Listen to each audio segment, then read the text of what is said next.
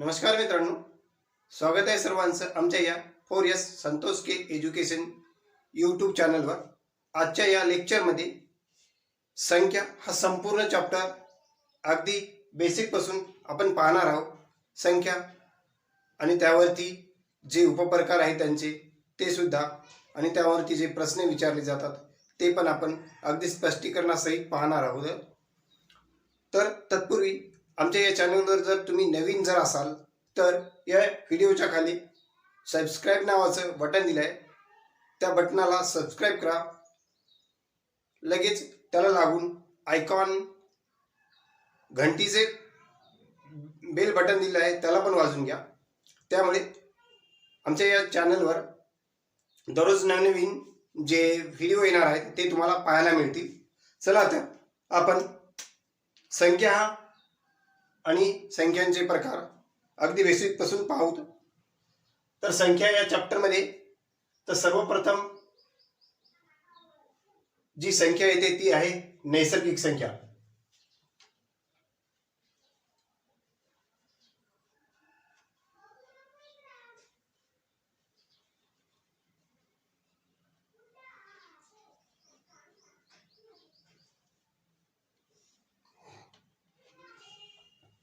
नैसर्गिक संख्या पाहत असताना नैसर्गिक संख्या म्हणजे काय आणि नैसर्गिक संख्या कोणकोणत्या आहेत हे पाहणे अतिशय महत्त्वाचे आहे। नैसर्गिक संख्या आपण दैनंदिन जीवन जगत असताना मानवाला दैनंदिन जीवनात ज्या ज्या संख्येची आवश्यकता भासते त्या सर्व संख्येला आपण नैसर्गिक संख्या असे म्हणत असतो। मग त्या संख्या आहेत तरी कोणकोणत्या, जसे की 1, 2, 3, 4, 5, 6, 7, 8 अशा नैसर्गिक संख्या अनंत आहेत। तर या नैसर्गिक संख्येचे वैशिष्ट्य, नैसर्गिक संख्या पाहत असताना 1 पासून त्या अनंत आहेत।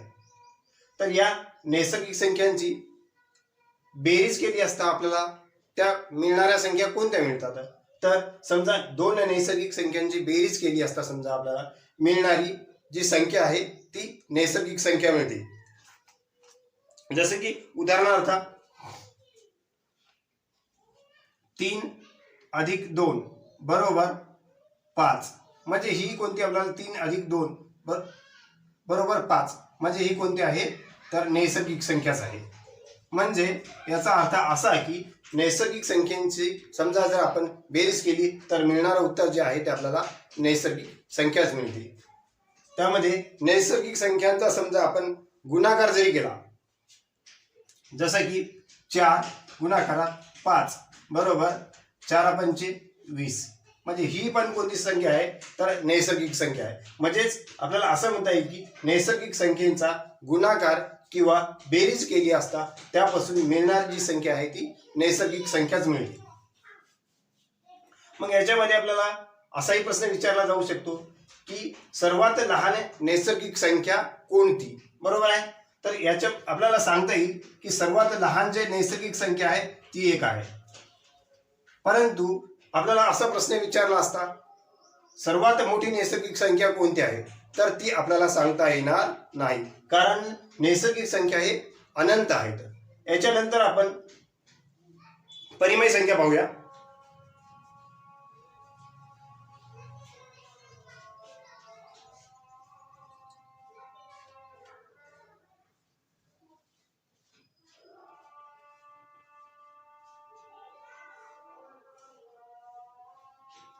परिमेय संख्या, परिमेय संख्या म्हणजे परिमेय संख्या पाहत असताना आपल्याला परिमेय संख्या म्हणजे काय किंवा परिमेय संख्येचे प्रकार असतात, ते परिमेय संख्येचे प्रकार कोणते आणि ते किती हे पण पाहावं लागेल। तर सर्वप्रथम परिमेय संख्येचे 3 प्रकार पडतात, जसे की साधी परिमेय संख्या,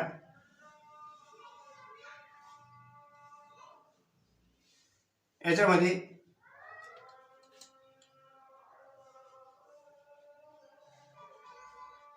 साधी परिमेय संख्या, साधी परिमेय संख्या, परिमेय संख्यामध्ये ज्या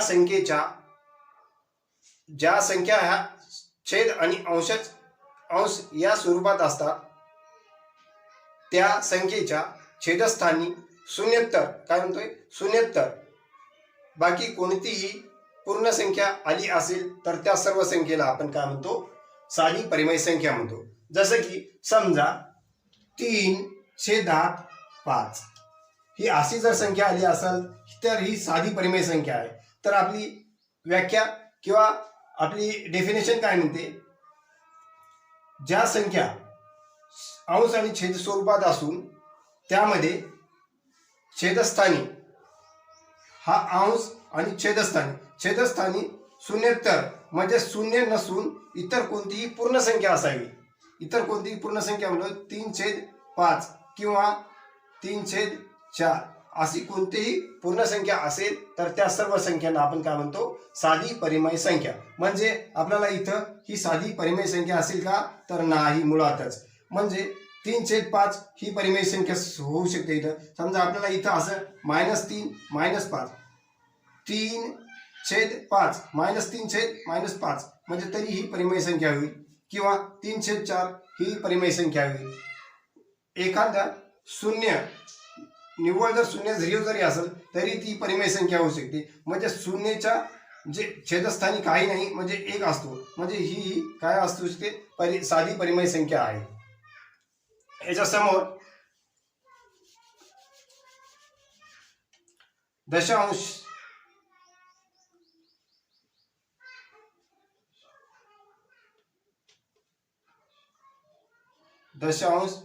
परिमेय संख्या.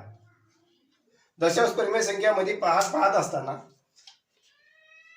दशांश संख्येच्या नंतर म्हणजे दशांश संख्येच्या उजवीकडे एखाद्या संख्येचे किंवा संख्यांच्या गटाचे जर पुनरावृत्ती होत असेल म्हणजे ती संख्या पुन्हा पुन्हा येत असेल किंवा त्या संख्येचा गट पुन्हा जर येत असेल तर त्या संख्येला आपण दशांश परिमेय संख्या म्हणतो. जसं की उदाहरणार्थ आपण इथं पाहतो, समजा 3.33333 म्हणजे इथं 3 पॉइंट या 3 या संख्येचं रिपिटेशन होत आहे किंवा परत तीच संख्या येत आहे, म्हणून हिला आपण दशांश परिमेय संख्या असे सुद्धा म्हणू शकतो. आणि दुसरं समजा 2.358 किंवा 358 समजा 2.358 म्हणजे दशांश पूर्णांकाच्या नंतर एखाद्या संख्येच्या गटाचं म्हणजे 358 हा गट एक आहे आणि 358 हा गट दुसरा आहे. म्हणजे एखाद्या गटाचं जर पुन्हा रिपिटेशन जर होत असेल तरी त्या संख्येला आपण दशांश परिमेय संख्या असे म्हणतो. आणि या परिमेय संख्येमध्ये तिसरा प्रकार म्हणजे कर्निष्ठ परिमेय संख्या.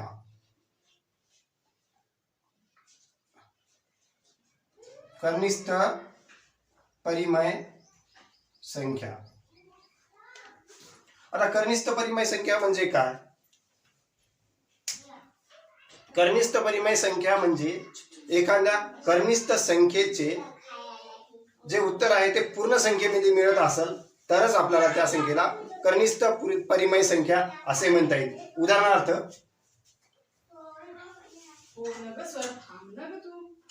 वर्गमुळात 8 चा घातांक याचं उत्तर काय मिळेल आपल्याला, तर याचं उत्तर मिळेल 2. कसं, समजा 2 गुणाकारात 2 इथं 8 चा घातांक 3 असल्यामुळे 2 चा आपल्याला याचं उत्तर 8 आलं पाहिजे. तर 2 गुणाकारात 2 बरोबर इथं 8 होते. 2 1 2 2 2 4 4 2 8 म्हणजे याचं उत्तर काय झालं, इथं 8 अगदी बरोबर आहे. म्हणून ही कर्निष्ठ परिमेय संख्या आहे. दुसरं एखादं उदाहरण घेऊ आपण. उदाहरण वर्गमुळात 16 चा घात 4. समजा यात 16 चा घात 4 जर घेतला तर याचं उत्तर किती यायला पाहिजे आपल्याला, तर उत्तर येईल याचं बरोबर आहे किती, 4. सॉरी 2. जसं की 2 गुणाकारात 2 गुणाकारात 2 गुणाकारात 2 1 2 3 4 बे एक बे बे दोन्ही 4 4 दोन्ही 8 8 दोन्ही 16 म्हणजे वर्गमुळात 4चा घात 4 16चा घात 4 जरी असेल तरी त्याचं उत्तर आपल्याला काढता येईल. म्हणजे याही संख्येला आपल्याला कनिष्ठ परिमेय संख्या असे म्हणता येईल. उदाहरणार्थ वर्गमुळात 3 तर याचं उत्तर आपल्याला निघेल का तर नाही मुळातच. म्हणजे या संख्येला आपल्याला कनिष्ठ परिमेय संख्या म्हणता येणार नाही. उदाहरणार्थ दुसरं वर्गमुळात 5 जर घेतलं तर याही संख्येचं आपण काय काढू शकत नाही, उत्तर काढू शकत नाही. म्हणजे ही कनिष्ठ परिमेय संख्या नाही. बरोबर आहे. तर तुम्हाला त्या परिमेय संख्यामध्ये साधी परिमेय संख्या, दशांश परिमेय संख्या आणि कनिष्ठ परिमेय संख्या समजलं असेल. तर चला समोर चालू आपण. तर या संख्येच्या नंतर आपल्याला पाहायचे आहे समसंख्या.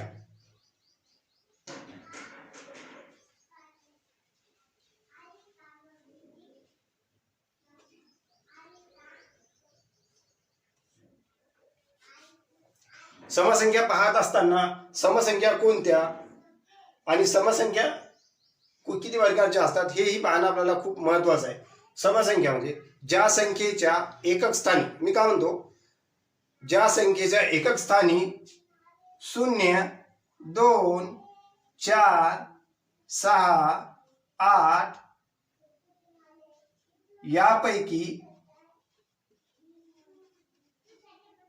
यापैकी कोणताही एखादा जरी अंक आला असेल तर त्या सर्व संख्येला आपण काय म्हणतो, समसंख्या असे म्हणत असतो. फॉर एक्झाम्पल किंवा उदाहरणार्थ म्हणून पाहू आपण. समजा एखादी संख्या घेतली आपण 324.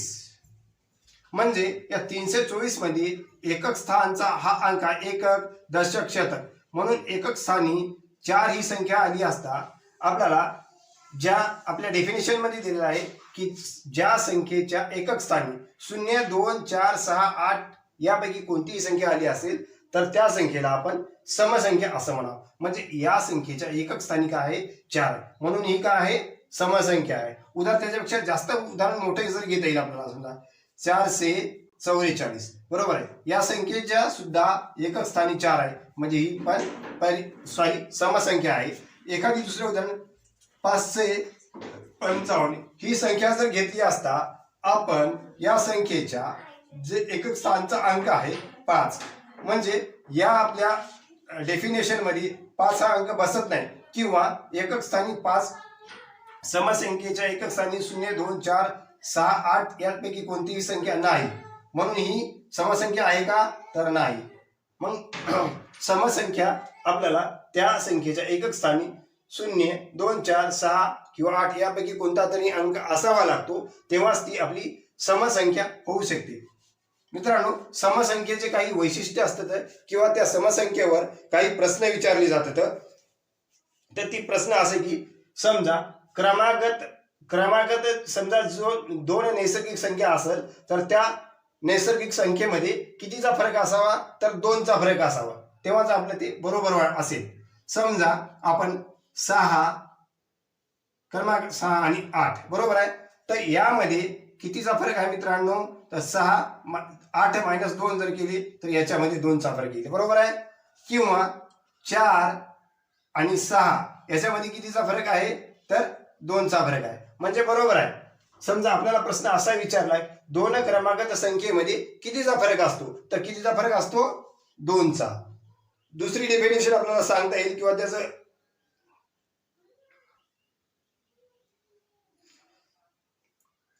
या समसंख्येला 2 ने निशेष भाग जात असतो. म्हणजे जे समसंख्या आहेत त्या सर्व समसंख्येला काय 2 ने निशेष 2 ने भाग जात असतो. जसं की समजा आपण एखादी समसंख्या घेऊ की कोणती मोठी संख्या घेऊ किंवा छोटी संख्या. समजा या संख्येला 2 ने जर भागायचं असेल तर आपल्याला या 2 ने जर भागायचं असेल तर या जे 8 आहे त्याला निशेष म्हणजे संपूर्ण भाग गेला पाहिजे, एकही शिल्लक उरला नाही पाहिजे, त्याला म्हणतात निशेष भाग. समजा 2 चौक 8 म्हणजे उत्तर किती आले मित्रांनो, इथे आपलं उत्तर फायनल उत्तर 4 आलंय, परंतु सगळ्यांचा भाग तुटलाय. म्हणून आपलं असंही म्हणता येईल की समसंख्येला कोणत्याही समसंख्येला 2 ने निशेष भाग जात असतो. तर तिसरा पॉईंट याच्यामध्ये समजा समसंख्येमध्ये समसंख्येची बेरीज केली असता, वजाबाकी केली असता किंवा गुणाकार केला असता आपल्याला मिळणारी जी संख्या आहे ती काय मिळते? समसंख्याच मिळते. जसं की 2 गुणाकारात 4 बरोबर 4 दोन्ही 8. हे कोणती संख्या आहे मित्रांनो? 8. 8 म्हणजे एकक स्थानी कोणती संख्या आली? 8. 8 म्हणजे काय आहे? ही समसंख्या आहे. बरोबर आहे मित्रांनो. समजा आपल्याला दोन संख्येचा गुणाकार समसंख्येपैकी दोन संख्येचा गुणाकार केला असता आपल्याला मिळणारी संख्या कोणती मिळते? समसंख्या आहे. दोन्ही समसंख्येची वजाबाकी केली असता आपल्याला मिळणारं उत्तर किती मिळते? तर 2. म्हणजे ही पण समसंख्या आहे मित्रांनो. म्हणजे समसंख्येची गुणाकार केला असता मिळणारी जी संख्या आहे ती समसंख्या मिळते. समसंख्येची वजाबाकी केली असता मिळणारी संख्या काय मिळते? तर समसंख्या मिळते. त्याच्यामध्ये तिसरा पॉईंट, समसंख्येची बेरीज केली असता आपल्याला मिळणारं उत्तर काय असते? तर समसंख्याच असते. फॉर एक्झाम्पल किंवा उदाहरण म्हणून आपण 2 + 4 बरोबर किती आहे मित्रांनो? 6. पण ही पण काय आहे? आपली एक समसंख्या आहे. म्हणून समसंख्येमध्ये आपल्याला हे 3 पॉईंट महत्वाचे लक्षात ठेवावे लागतील. समसंख्येमध्ये दोन संख्येचा गुणाकार केला असता आपल्याला मिळणारं उत्तर समसंख्या मिळते. वजाबाकी केली असता मिळणारं उत्तर समसंख्या मिळते. बेरीज केली असता मिळणारं उत्तर काय मिळते? तर समसंख्याच मिळते. याच्यानंतर मित्रांनो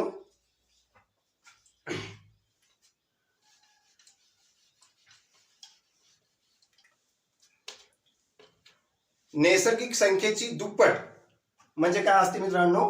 समसंख्या. समजा नैसर्गिक संख्येची दुप्पट समजा मित्रांनो आपला नैसर्गिक संख्या कोणत्या आहेत मित्रांनो? 3.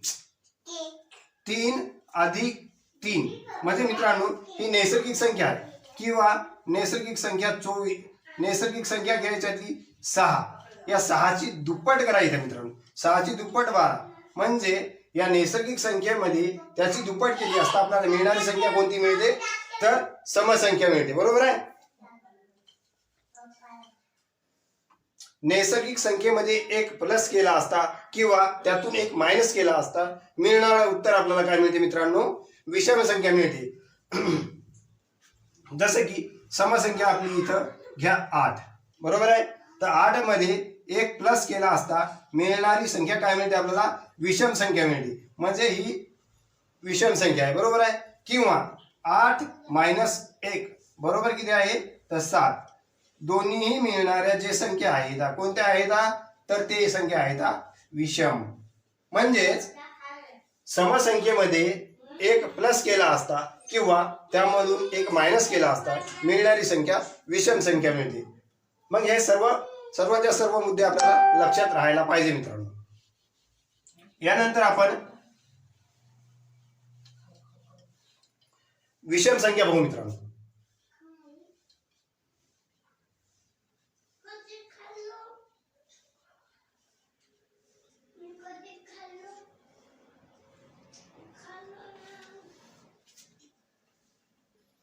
विषम संख्या ही समसंख्येच्या बिलकुल अपोजिट म्हणजे विरुद्ध संख्या आहे मित्रांनो. जसं की ज्या संख्येच्या एकक स्थानी 1, 3, 5, 7 आणि 9 यापैकी कोणताही अंक आला असल्यास त्या संख्येला विषम संख्या असे म्हणतात. जसे की उदाहरण म्हणून पाहू आपण मित्रांनो. 333 या संख्येच्या एकक स्थानी काय येते? 3 येते. ती कोणती संख्या आहे? विषम संख्या आहे. दुसरी एखादी संख्या याच्यापेक्षा मोठी 555 म्हणजे या संख्येच्या एकक स्थानी 5 येते. म्हणून ही संख्या कोणती आहे? विषम संख्या आहे. तिसरी संख्या घ्या मित्रांनो 757 म्हणजे हे कोणती मित्रांनो? हे तिथं पण एकक स्थानी 7 आहे. म्हणजे ह्या सर्व एकंदरीत संख्या कोणत्या आहेत? विषम आहे. म्हणजे असे म्हणता येईल की ज्या संख्येच्या एकक स्थानी 1, 3, 5, 7 किंवा 9 यापैकी कोणताही अंक आला असेल तर त्या सर्व संख्येला आपण विषम संख्या म्हणत असतो. बरोबर आहे. याही संख्येचे काही वैशिष्ट्ये असतात मित्रांनो. जसे की क्रमिक दोन विषम संख्येमध्ये कितीचा फरक असतो? तर 2चा फरक असतो मित्रांनो. क्रमिक 2 विषम संख्येत 2चा फरक असतो. जसं की पहा आता दोन क्रमिक विषम संख्या याच्यामधली 5 आणि 7 घ्या मित्रांनो. 5 ते 7 बरोबर आहे. हे कोणत्या संख्या आहेत? 5 ते 7 म्हणल्यावर आपल्याला विषम संख्या आहेत. या दोन विषम संख्येमध्ये मग फरक कितीचा आहे मित्रांनो? 5 आणि 7. 7 - 5 बरोबर 2. म्हणजे दोन क्रमिक विषम संख्येमध्ये कितीचा फरक असतो? तर 2चा फरक असतो. दुसरी घ्या एखादी 7 ते 9. म्हणजे या संख्येमध्ये मित्रांनो कितीचा फरक आहे? 9 - 7 म्हणलं तरी 2. म्हणजे आपल्याला असं म्हणता येईल की क्रमिक दोन विषम संख्येमध्ये कितीचा फरक असतो? हा 2चा फरक असतो. दुसरा मुद्दा, विषम संख्येला 2 ने भागले असता एक शिल्लक उरतो किंवा एक बाकी उरतो. समजा 9 भागाकारात 2. आपल्याला विषम संख्येला 2 ने भागले असता काय उरते? एक बाकी उरते. मग या 2 न आपल्याला या 9 ला भागायचं. बे एक बे, बे चौक 8. म्हणजे उत्तर किती येते? 4. उरले किती? 1. बरोबर आहे मित्रांनो. आपल्याला निशेष भाग द्यायचा आहे. म्हणजे इथे उरलं नाही पाहिजेच काही. जसं की आपण समसंख्येत म्हणलो होतो 8/2. बे एक बे, बे चौक 8. म्हणजे 4 डायरेक्ट उत्तर आले. इथं उरलं काहीच नव्हतं, परंतु इथे 1 उरत आहे. म्हणजे विषम संख्येमध्ये 2 ने आपल्या एखाद्या विषम संख्येला भागले असता एक बाकी 1 उरते. बरोबर आहे. मग ती कोणतीही संख्या घ्या, छोटी घ्या किंवा मोठी घ्या. विषम संख्या इथं 9 घ्या किंवा 5 घ्या. 5/2 बरोबर. बे एक बे, बे दोन्ही 4. उरला किती? 1. म्हणजे कोणत्याही विषम संख्येला मित्रांनो 2 ने भागले असता किती उरते? तर 1 उरते. याच्यानंतरचा समोरचा पॉइंट,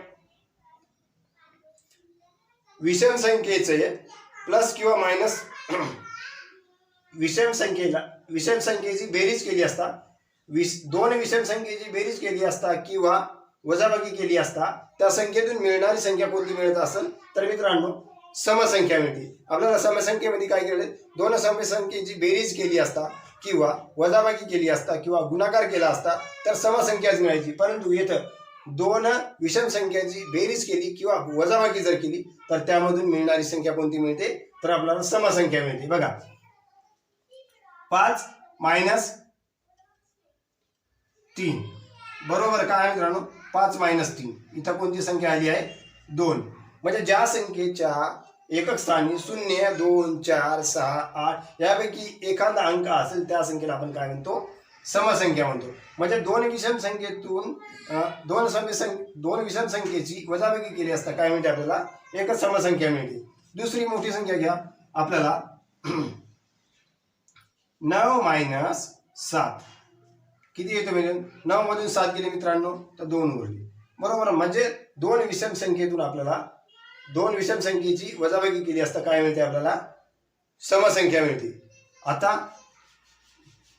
आता आपण मित्रांनो याच्यात बेरीज करून पाहूया. बेरीज केली असता आपण आपल्याला काय मिळालं पाहिजे? तर विषम समसंख्याच मिळाली पाहिजे. 9 + 7 बरोबर किती व्हायला मित्रांनो? 16. बरोबर आहे. म्हणजे ही कोणती संख्या आहे? समसंख्या आहे. 1 + 3 बरोबर काय आहे? 4. म्हणजे ही पण कोणती आहे? समसंख्या आहे. बरोबर आहे. किंवा 3 + 5 बरोबर काय आहे? 8. बरोबर आहे. तर या विषम संख्याची वजाबाकी किंवा बेरीज केली असता मिळणारी संख्या कोणती मिळते आपल्याला? तर समसंख्या मिळते. धन्यवाद मित्रांनो.